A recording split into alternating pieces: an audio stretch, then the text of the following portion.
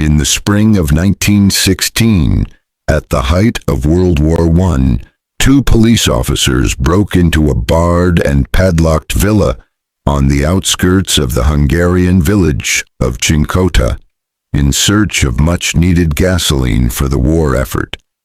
In the attic, they found 7 large barrels tightly sealed.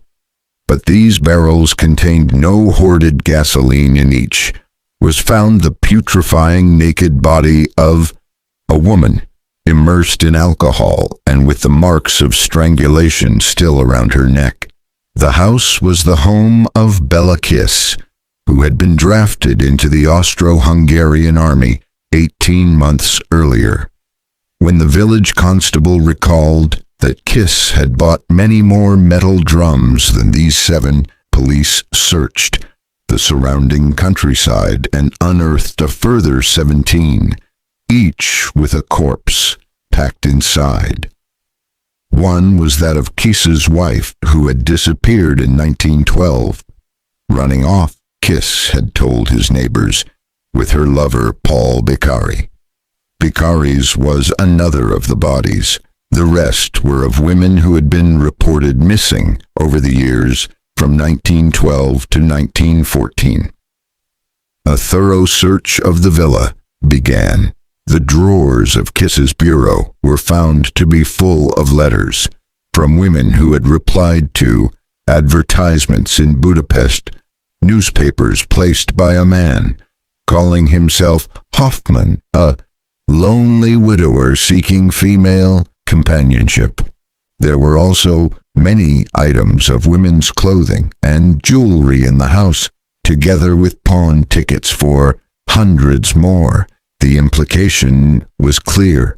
Having killed his wife and her lover in a fit of jealous fury, Kiss had spent the next 2 years inflamed by sexual rage, pursuing lonely women and luring them to his villa, and later strangling them there and pawning their belongings for profit. The Budapest police were already investigating the case of 2 widows who had vanished a couple of years earlier. Both had been seen in the company of a man called Hoffman, who was said to live near the Margaret Bridge in the capital.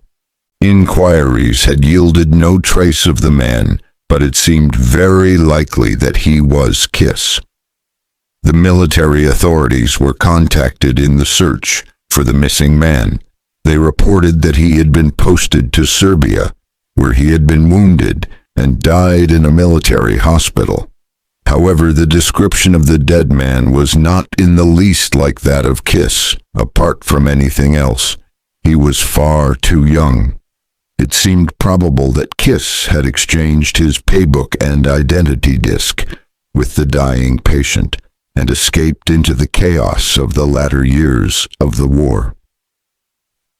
Kiss would have found it difficult to disappear entirely from the army, probably still in uniform and carrying army papers, and may have been among the millions of war casualties. But in 1919, after the war was over, there was a report that he had been seen on Budapest's Margaret Bridge, the former hunting ground of the mysterious Herr Hoffman. Then, in 1924, a deserter from the French Foreign Legion informed the police of a fellow legionnaire intriguingly named Hoffman, who had often boasted of his abilities as a strangler with a garrote.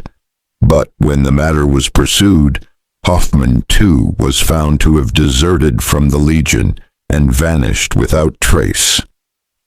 Much later, in 1932, a New York homicide detective named Henry Oswald was sure that he had spotted Kiss among the crowds emerging from the subway in Times Square, but was unable to force his way through the throng in order to follow him. 4 more years passed, and the NYPD then learnt of a rumor that the Hungarian, who would now have been nearing 70, was working as a janitor in an apartment building on 6th Avenue. However, once again he could not be found, and his final fate remains a mystery. But who knows how many women reported as missing may have fallen victim to his wiles during those previous 20 years.